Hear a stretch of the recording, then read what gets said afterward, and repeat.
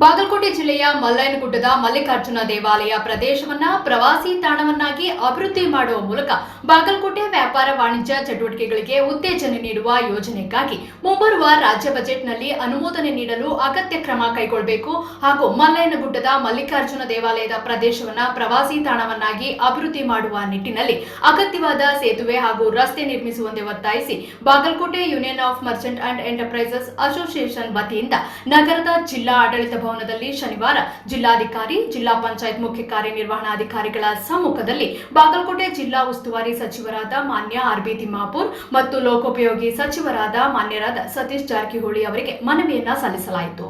ಈ ಸಂದರ್ಭದಲ್ಲಿ ಪ್ರತಿಷ್ಠಿತ ಬಸವೇಶ್ವರ ಸಹಕಾರಿ ಬ್ಯಾಂಕ್ ಅಧ್ಯಕ್ಷರು ಹಾಗೂ ಭೂಮಾ ಸಂಸ್ಥೆಯ ಮಾರ್ಗದರ್ಶಕರಾದ ಶ್ರೀ ಪ್ರಕಾಶ್ ತಪಶೆಟ್ಟಿ, ಅಧ್ಯಕ್ಷರಾದ ರವಿ ಕುಮಟಗಿ, ಉಪಾಧ್ಯಕ್ಷರಾದ ಶ್ರೀನಿವಾಸ್ ಬಳ್ಳಾರಿ, ಜಂಟಿ ಕಾರ್ಯದರ್ಶಿ ಬಾಳು ಉಳ್ಳಾಗಡ್ಡಿ ಹಾಗೂ ಮಲ್ಲಾಪುರ ಗ್ರಾಮದ ಗುರು ಹಿರಿಯರು ಸೇರಿದಂತೆ ಇನ್ನಿತರರು ಉಪಸ್ಥಿತರಿದ್ದರು. ಅಫ್ತಾರ್ ಸರ್ಮುಲ್ಲಾ, ಭೀಮವಾದ ನ್ಯೂಸ್, ಬಾಗಲಕೋಟೆ.